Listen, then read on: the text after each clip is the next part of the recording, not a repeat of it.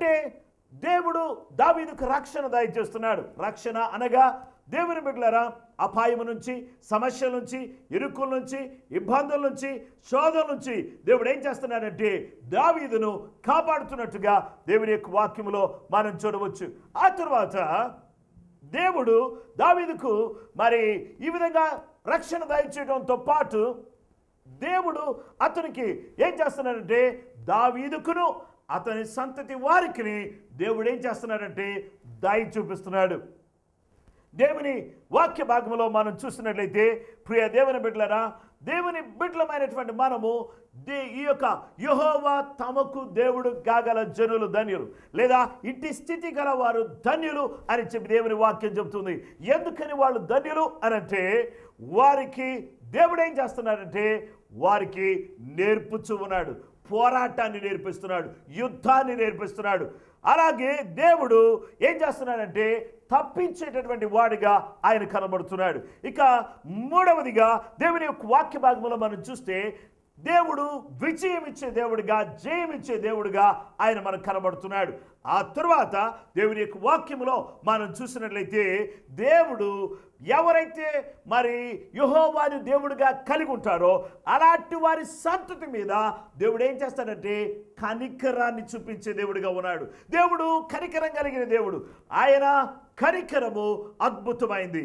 దేవుని వాక్యములో మనం చూస్తే దేవుడు మన జీవితంలో మనకు కనికరాన్ని చూపించి అటువంటి దేవుడిగా ఆయన ఉన్నాడు. ఆ తర్వాత దేవుని యొక్క వాక్యములో మనం చూస్తే దేవుని కనికరం ద్వారా ఏ విధంగా మన కుమారులు మన కుమార్తెలు ఉంటారు అనే విషయానికి మనం వచ్చినట్లయితే 144వ కీర్తన 12వ వచనాన్ని దయచేసి మనం చూద్దాం. మా కుమారులు తమ యవన కాలమందు ఎదిగిన మొక్కల వలె ఉన్నారు, మా కుమార్తెలు నగరుకై చెక్కిన మూల కంభముల వలె ఉన్నారు. దేవుని బిడ్డలారా, మా కుమారులు ఎలా ఉన్నారంటే ఎదిగిన మొక్కల వలె ఉన్నారు, అలాగే నగరునికై చెక్కిన స్తంభాలు వలె ఉన్నారు. ఎదిగిన మొక్కలు అనేటటువంటి విషయానికి మనం వస్తే ఎదుగుదల అంటే దేవుడు జ్ఞానమందు మన పిల్లలు ఎదగడానికి సహాయం చేస్తున్నాడు. అలాగే మరి వాళ్ళు జ్ఞానమందు వయస్సునందు ఎదగడానికి సహాయం చేస్తూ ఆ తర్వాత దేవుని దయలోను మనుషుల దయలోను వాళ్ళు ఎదగడానికి దేవుడు సహాయపడుతున్నాడు అనే విషయాన్ని ఇక్కడ మనం చూస్తున్నాం. గనుక దేవుని సన్నిధిలో పిల్లలు ఎదగడానికి సహాయపడేటటువంటి వాడుగా మన దేవుడు మనకున్నాడు. అలాగే మన కుమార్తెలు ఏ విధంగా ఉన్నారంటే వారి నగరునికై చెక్కిన మూల కంభముల వలె ఉన్నారని దేవుని వాక్యం సెలవిస్తూ ఉంది. దేవుని బిడ్డలారా, ఈ యొక్క ఎదిగినటువంటి మొక్కల వలె అలాగే స్తంభాల వలె ఉన్నటువంటి ఈ యొక్క పిల్లలను గురించి మనం చూస్తే వీరిని గురించి ఒక చక్కటి మాట చెబుతున్నాడు. దేనికి గుర్తుగా ఉంది ఈ ఎదుగుదల, ఈ యొక్క స్తంభాలు అనేటటువంటి విషయాన్ని? మొక్కలు, స్తంభాలు ఈ రెండు కూడా మనం చూస్తే ఈ రెండు కూడా దేనికి సూచనగా ఉన్నాయంటే ఈ రెండు కూడా స్థిరత్వానికి సూచనగా ఉన్నాయి. వాళ్ళ జీవితంలో అస్థిరులుగా కాకుండా మరి ఇష్టానుసారంగా తిరిగే వాళ్ళుగా కాకుండా వాళ్ళు స్థిరమైనటువంటి జీవితాన్ని కలిగినటువంటి బిడ్డలుగా జీవిస్తారు అనే విషయాన్ని దేవుడు మనతో మాట్లాడుచున్నాడు. అలాగే వారు నిష్ప్రయోజకులుగా కాకుండా ఉపయోగకరమైన జీవితాన్ని వారు జీవిస్తారు అనే విషయాన్ని దేవుడు తెలియచేస్తున్నాడు.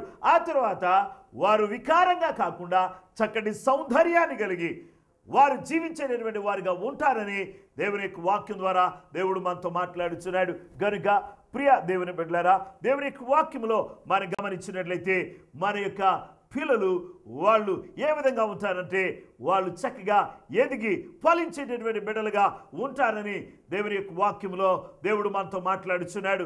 అయితే వారు ఏ విధంగా ఉన్నతమైన స్థాయికి వెళతారు అనేటటువంటి విషయానికి మనం వచ్చినట్లయితే వారి జీవితంలో వారు దేవుని మందిరములో నాటబడిన వారై దేవుని ఆవరణములలో వర్ధిల్లుతూ దేవుని సన్నిధిలో చక్కగా ఆత్మీయంగా ఎదుగుతూ ఉంటారు.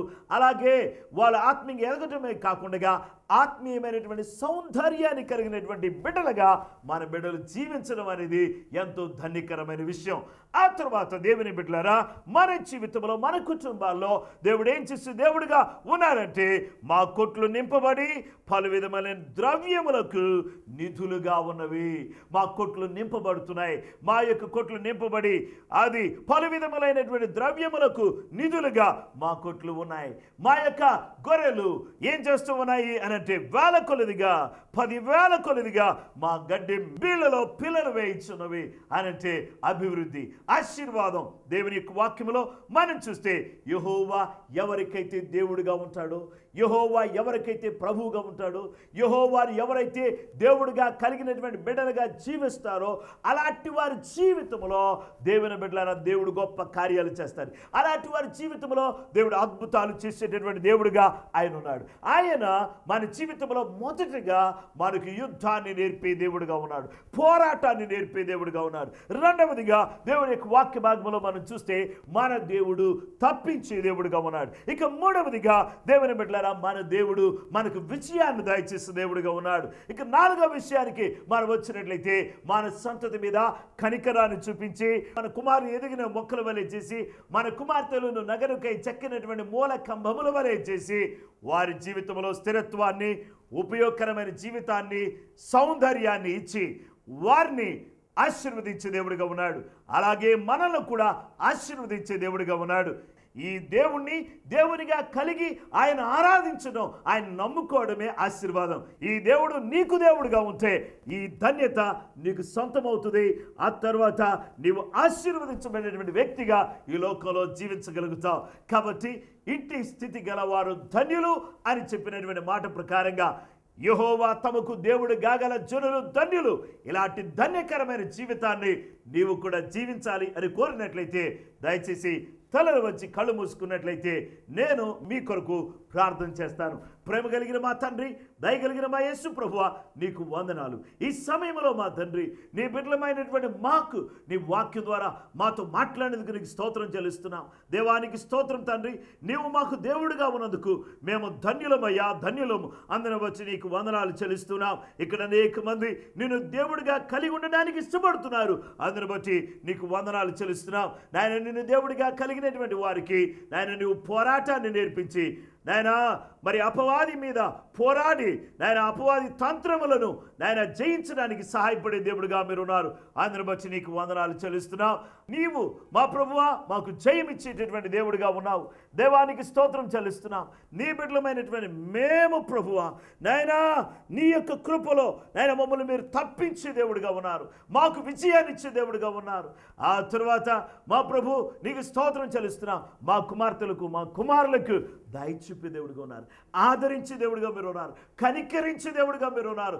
అందుని బట్టి నీకు వందనాలు చెల్లిస్తున్నాం. నాయన ఈ సమయంలో మా ప్రభువా నిన్ను దేవుడిగా కలిగి ఉన్నటువంటి మేము ధన్యులం. ఇట్టి ధనికరమైన జీవితం ఇంకా ఎవరైతే నాయన పొందుకోలేకుండా ఉన్నారో నాయన వారి జీవితంలో కూడా నిన్ను దేవుడిగా కలిగి నీవిచ్చే ధన్యతకు వారసులు అవ్వడానికి, ఆశీర్వదించబడడానికి, దీవించబడడానికి నీ కృప, నీ సహాయం ప్రతి బిడ్డకు మెండుగా దయచేయమని యేసు నామములో ప్రార్థన చేసి అడుగుచున్నామా పరలోకపు తండ్రి, ఆమేన్. మన పరమ తండ్రి అయిన దేవుని ప్రేమ, కుమారుడైన యేసుక్రీస్తు ప్రభువారి యొక్క కృప, పరిశుద్ధాత్మ దేవుని అన్యోన్య సహవాసము, సమాధానము కుడువన మనకును సకల లోకములో ఉన్న పరిశుద్ధులకు నిత్యము తోడే నడిపించునుగాక, ఆమేన్. ఇంతవరకు ఈ శ్రేష్టమైన సందేశాన్ని ఆలకించిన మీ అందరికీ ప్రభువైన యేసుక్రీస్తు నామములో వందనాలు. ఈ సందేశం మీకు ఆశీర్వాదకరంగా ఉందా, దీవెనకరంగా ఉందా ఉంటే ఇప్పుడే వెంటనే మాకు తెలియచేయండి. ఫోన్ ద్వారా కానీ, ఈమెయిల్ ద్వారా కానీ, లేదా ఉత్తరముల ద్వారా. మీకోసం మేము పాస్టర్ గారితో కలిసి ప్రార్థిస్తాం. మా అడ్రస్